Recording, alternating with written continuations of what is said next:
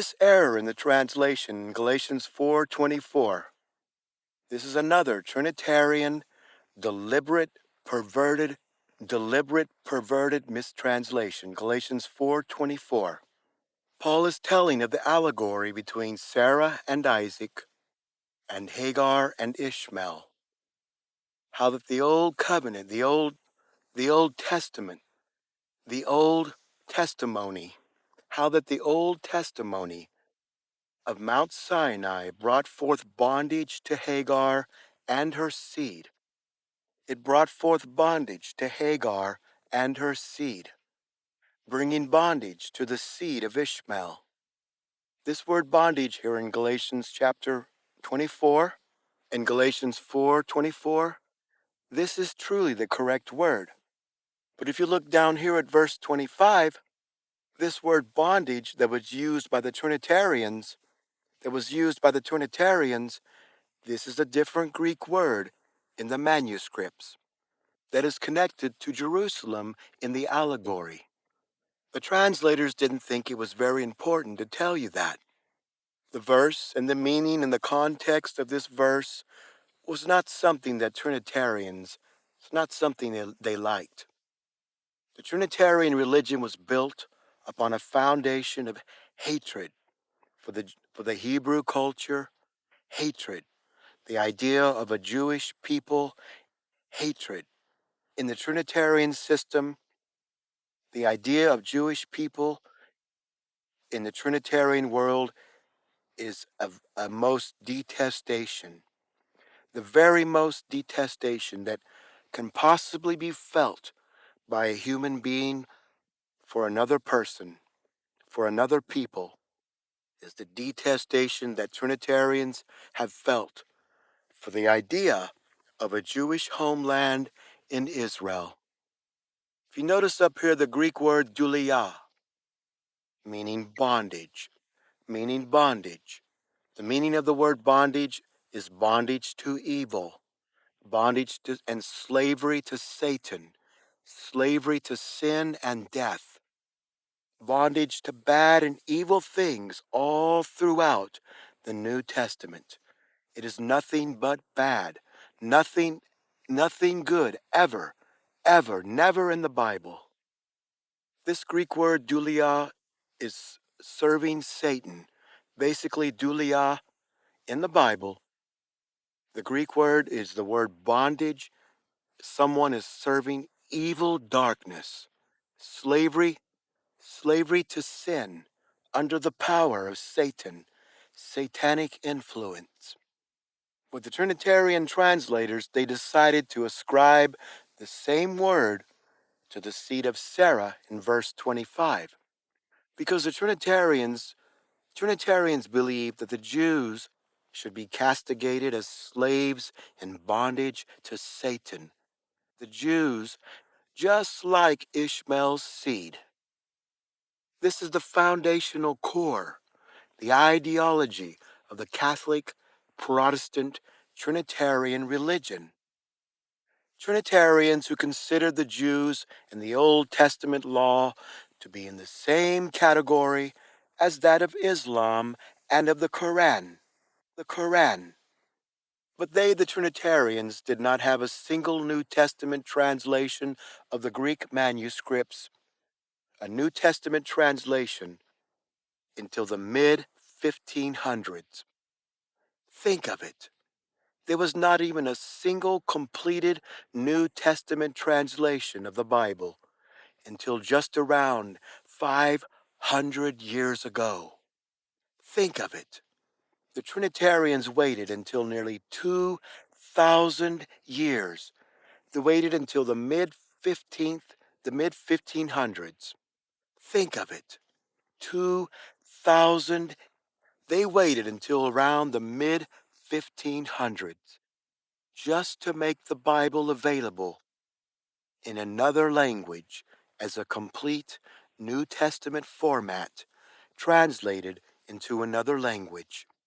That's nearly 2,000 years that it took for Trinitarians to produce a modern, updated Bible translation outside of old Latin an old, dead, dying, useless, useless language. Old Latin, useless language. But this was not the problem. Trinitarians are free to translate how, when, and what they choose. The problem was that Trinitarians went about forcing others around the planet to also not translate, the New Testament, forcing others, banning and outlawing and forbidding the translation of the Bible under the penalty of death, imprisonment, torture, and exile. In other words, if the Trinitarian forces found out that you were making a translation of the New Testament, Trinitarian forces found out, they would be beating down your door to drag you to the nearest prison cell or just throw a fire underneath you and burn you alive, and burn and destroy your entire translation. It's not that the Trinitarians wanted to protect and, and preserve the originality of the manuscripts and preserve its message. Trinitarians, they literally did not want to see the Bible translated into a language that their wives, their whores, and their business partners, and their friends and family could read and understand. They were ashamed of the Bible. They were ashamed of the original message. Muhammad and his Islam, his Quran, had already been around since the 7th century. Islam and the Quran had already been around for 800 years already. Before that, the Trinitarians decided to go ahead and make a Bible translation nearly 800 years after Islam had begun. But let's get back to Galatians 4. Let's take a look at the two different Greek words here in verses 24 and 25. Galatians 4:24 and 25 is speaking of the Greek word bondage, using the Greek form of the word doulia, meaning to be in bondage and slavery. In every single last verse in the entire Bible, this word doulia is referring to be a slave to Satan, to be a slave to sin, to be a slave to evil and corruption, and in total damnation, to be in full bondage to spiritual darkness. Doulia, to be bound in slavery, in bondage. Romans 8:15, the spirit of bondage. Romans 8:21, delivered from bondage of corruption. Galatians 4:24, bondage which is upon Hagar. Galatians 5:1, the yoke of bondage. Hebrews 2:15, subject to bondage. 1 Corinthians 7:15, a brother or a sister is not under bondage. And we see the Greek word doulia, this same word is given to Hagar in the manuscripts in verse 24. But in the very next verse, verse 25, it goes on to say that Jerusalem, which presently now exists, is in service, not bondage, is serving with her children. The original Greek word is not bondage, it is the Greek word serving, service, serve. Jerusalem, which now presently exists, and the Greek word is not doulia, it is the Greek word doulio, meaning service. This Greek word is not used as the word bondage in the Bible. It's not the Greek word for bondage in the Bible. Every single last time, and even today in modern Greek, the same in ancient Greek and in the Bible, the Greek word for bondage and slavery is always doulia. But when the Bible uses these two different Greek words in contrast and in opposition to one another in the way that they mean, in definition, the Greek word doulio means to serve, serving, in work, in service, or to serve in something as always with a voluntary act. It does not mean to be in bondage or slavery. The Greek word douleo simply means to serve by your own free will as a choice that you make freely from your own conscience. And the Trinitarian translators, they're consistent. They're consistent in how that they use and apply these two different Greek words. These two different Greek words, whenever these two different Greek words are used together in the same verse. 2 Peter 2:19, the Trinitarian translators, they translate it correctly. When the Greek word douleo is used, they apply the word as servant, as service, as servant, as service. And as 2 Peter 2:1 begins, there are false prophets also among the people. There shall be false teachers among you, who secretly bring in heresy. They bring upon themselves destruction. They speak great swelling words of vanity. They allure and entice those who were clean and those who have escaped. So Peter's explaining that false teachers will come with great enticing, alluring words, and they allure and entice their followers, and they seek to have servants who follow them and to serve them and serve in their false message. And in 2 Peter 2:19, these two different Greek words, doulia, meaning bondage, and douleo, are used together. And remember, douleo means a servant in serving. Douleo, a free, voluntary act of your own free will, your own conscience.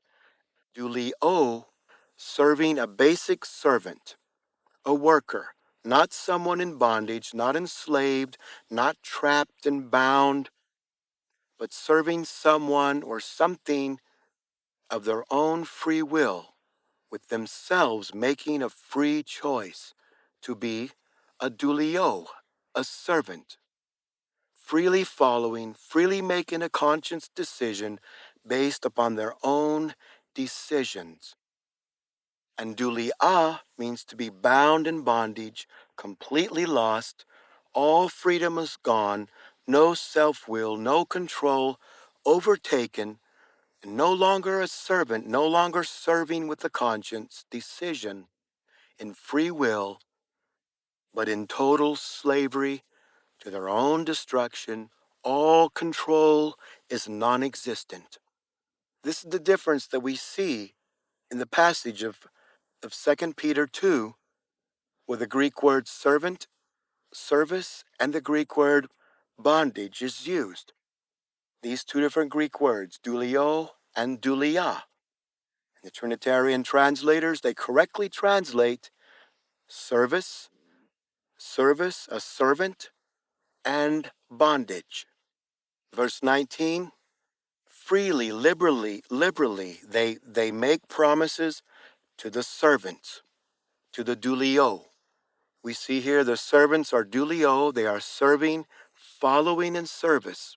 Douleo, and false prophets, false teachers of corruption, they follow these false teachers that destroy them, and they are enslaved. They are in bondage. They are doulia, doulia. So we have the douleo, the servant, and we have the enslaved, the bound, the bondage, the doulia. We see that, and we see the Trinitarian translators correctly use the word servant, douleo, and bondage, exactly as it is in the Greek manuscripts. And there's a massive difference between the Greek word douleo, the servant, serving, service, and the doulia. The doulia is the one bound in bondage, the one who is enslaved, the one who is trapped in corruption, an evil satanic bondage to Satan. Always, the doulia is always bound to Satan, always bound in corruption, always bound and trapped and lost and in bondage. The Greek word doulio is used over 140 verses throughout the entire New Testament. It means a servant, the act of serving with the free conscience choice that you make to serve. It's not the same meaning as the word, it is not the same meaning as the word dulia.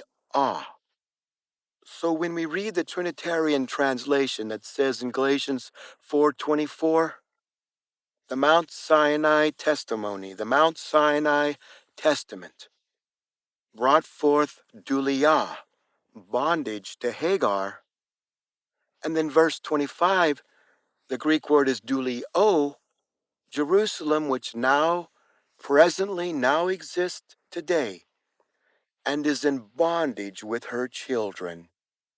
But this is a lie and a completely and totally different Greek word than the word that is given to Hagar. The word dulia is given to Hagar, but is not given for Jerusalem. The word for Jerusalem is the word doulio or doulios. Let's take a look at the few of the 140 verses where this Greek word doulio is used as ascribed to Jerusalem. Paul, a doulio, a servant of Yehoshua. Those who are called in the Lord are doulio, servant.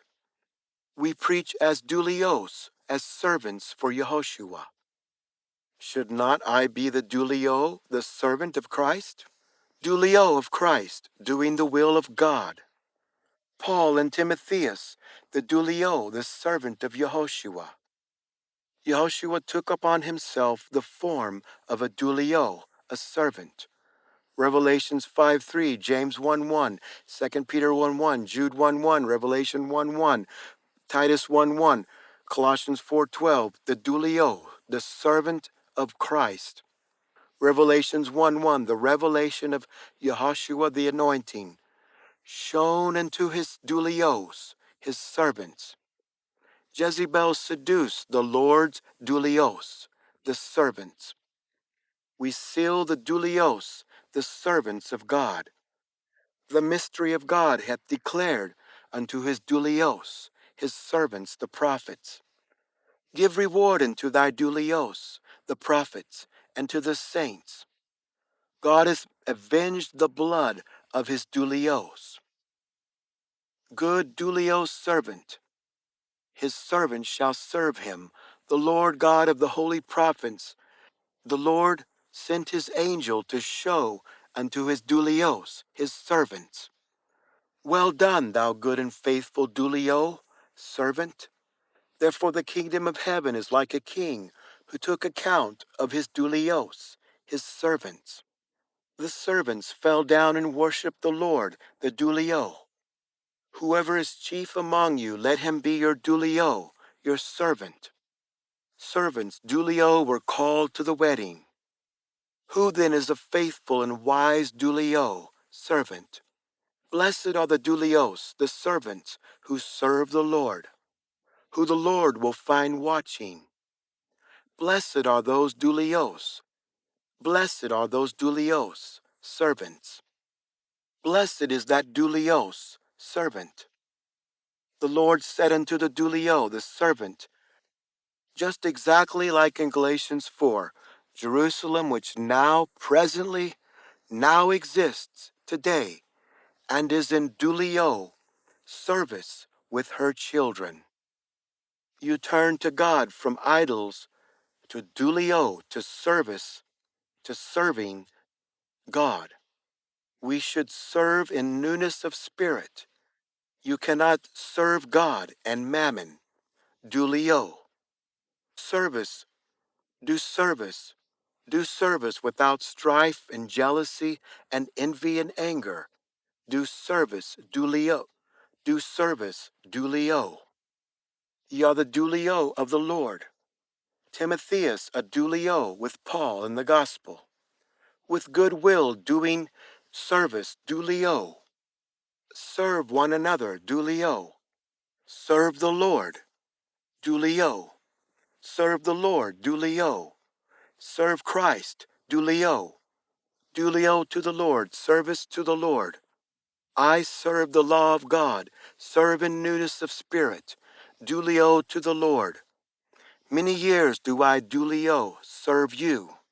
Just exactly like in Galatians 4, Jerusalem, which now presently exists today and is serving with her children. Now let's take a look at the word that is just previously being given to Hagar in verse 24. Sarah and Isaac, Hagar and Ishmael are in an allegory. For these are the two testaments, the two testimonies, the one from Mount Sinai, which brought forth Duliah, bondage, to Hagar, Duliah. So the chapter is making a comparison, separating the two differences between Hagar and Sarah.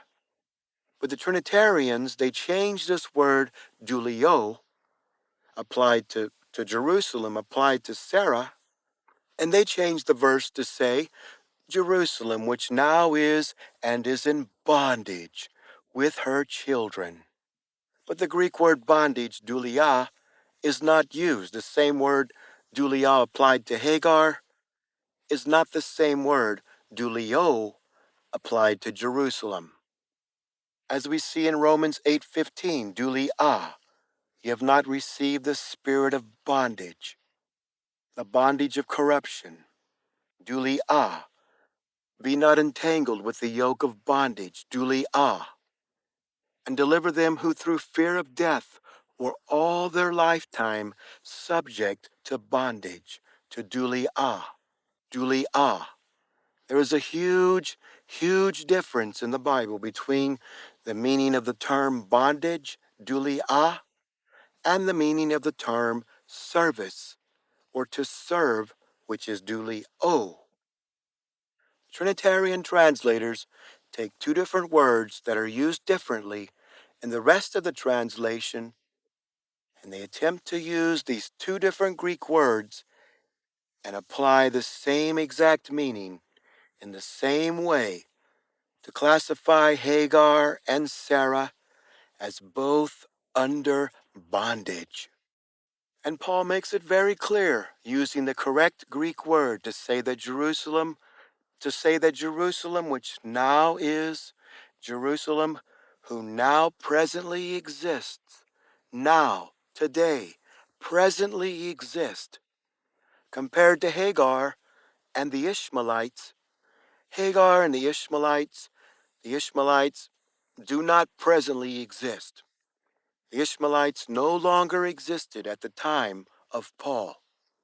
This is why Paul makes a comparison to say that Jerusalem, which now, still, now presently today, is in existence, now still exists, and Jerusalem is serving with her children. But Hagar was under bondage, dulia, and Jerusalem is serving dulio. And Paul clarifies and concludes in the allegory, comparing Jerusalem to Hagar and the Ishmaelites, saying that, but Jerusalem, which is above, which is upward on the top, above, is free, which is the mother of us all. In the allegory, Jerusalem is not in bondage. Jerusalem in the allegory is above Hagar, above Ishmael, and above and still existing today, still alive, still existing, still free, still free. And the allegory compares one against the other. It drives down and crushes the ideology of bondage and slavery to sin, slavery to Satan, slavery to corruption that was Hagar and her seed.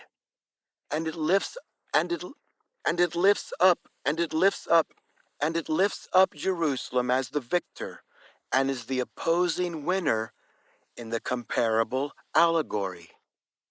Trinitarians simply did not like this analogy. In verse 26, but Jerusalem, which is above, which is on top, which is above Hagar, in the allegory, which is higher up, is free, which is the mother of us all. Yet Trinitarians have Jerusalem in bondage with her children. When Paul just made it clear to say that Jerusalem is not only in service, but at the time of Paul, Jerusalem was free and above, the higher of the two in the allegory. Then the biggest part that the Trinitarians completely miss, they deliberately ignore, is the most important part of the chapter. Here in verse 28, Paul makes it very clear in verse 28. Now we, brethren, as Isaac, we are the children of the promise. Paul, Peter, James, and John, all of the apostles and disciples, the original Christians, the Jews, were exactly who the children of Jerusalem are. The children of Jerusalem, the children of the promise, the children of Sarah, were not in service according to Trinitarians.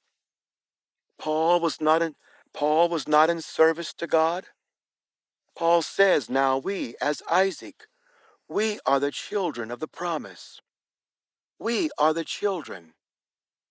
Yet Trinitarians have Jerusalem and her children labeled and identified as in bondage with her children, as Hagar was in bondage. The chapter is explaining that Paul and all believers are the same as the seed of Sarah. All the children of the promise, the children of Jerusalem.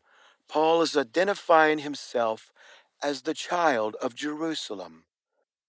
The Trinitarians are changing the verse narrative to say that Paul and the apostles, the disciples that were at Jerusalem, and the apostles and the disciples were as Jerusalem, which now is and is in bondage with her children. Was Paul of who? Of the children of Sarah? Was Paul who of the children of Sarah in bondage? Or was Paul in service? As a child of Sarah, Paul as a child of Jerusalem.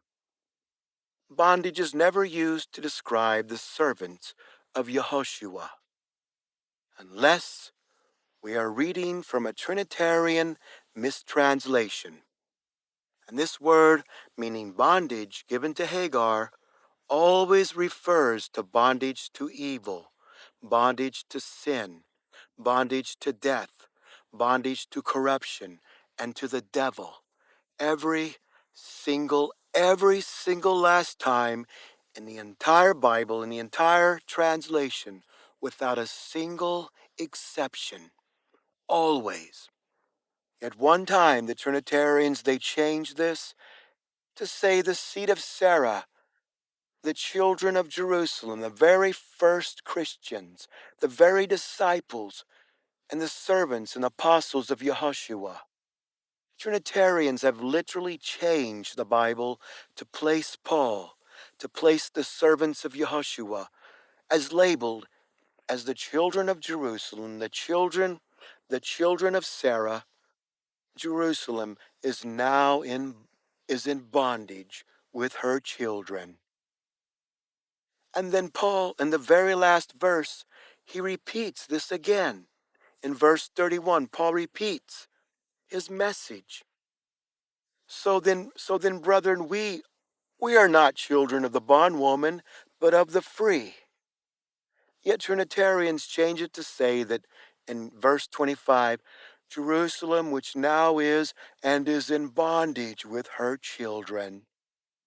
Even when a totally different Greek word is used, and the comparison is being made, comparing the children of Hagar to the children of Sarah, that defines the difference between bondage and service.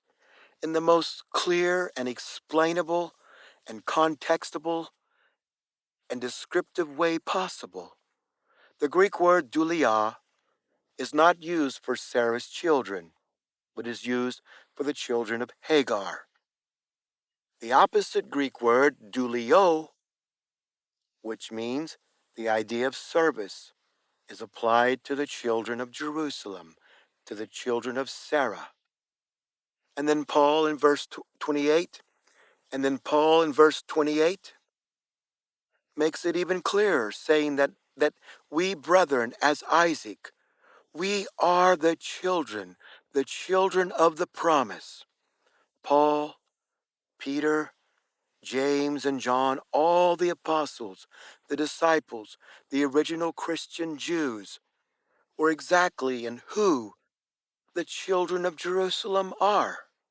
The children of Jerusalem, the children of the promise. Yet Trinitarians demand that Jerusalem, which now is and is in bondage with her children. And then Paul makes it even clearer in verse 26. But Jerusalem, which is above, in the allegory, Jerusalem is on top. Jerusalem in the comparable allegory is above and is free and is not in bondage, which is the mother of us all. And in verse 31, he repeats the message again and again, concluding the allegory, saying, So then, brethren, we are not children of the bondwoman, but of the free. Yet Trinitarians demand that Jerusalem, which now is, and is in bondage with her children. And Paul is here making the enormous claim. He claims upon himself. He is calling himself to be the literal child. I am of the children, the apostles, the disciples, the servants of Yehoshua. We are the children, the very first Christians, the children of Jerusalem. Yet Trinitarians demand that Jerusalem is in bondage with her children. Trinitarians are doing this by changing and altering and perverting the original message and mistranslating and corrupting the Bible. We wonder how Adolf Hitler was so effective. Adolf Hitler's ideology drips from every single page of the Trinitarian translation. Trinitarians see these drops of blood as putting the Jews in their rightful place in judgment, as a class of Middle Eastern terrorists and perverts who deserve to be in bondage, deserve to be in condemnation, and to be castigated. The Jews and their Old Testament, their laws, and the characters of the Old Testament, they deserve to be castigated in the same category as Islam and the Quran. And the Pope especially makes this very clear, demanding that the Old Testament is the same as the Quran. The Old Testament is the same as the Quran. The Pope especially makes this very clear,